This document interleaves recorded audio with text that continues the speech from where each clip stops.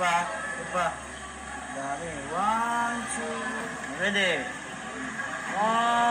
2, 3. Ito pa. Ayan, dito po si Rachel, oh. Rachel, ganda ng pagka-makeup sa'yo. Sino nag-makeup yan? Bagay sa'yo. Bagay. Bagay na. Kumusta man, Rachel? Ikaw pala ng, maid of honor. Pangilang maid of honor muna ito sa Kalingap. Alam mo na. Ayan, kumusta naman, Rachel, ang, pagiging Rachel and pagiging vlogger? Ang galing mo mag-vlog. Napanood ko. Ikaw nag-edit nun? Ang galing, ah. Funny siya, may humor. Ayan.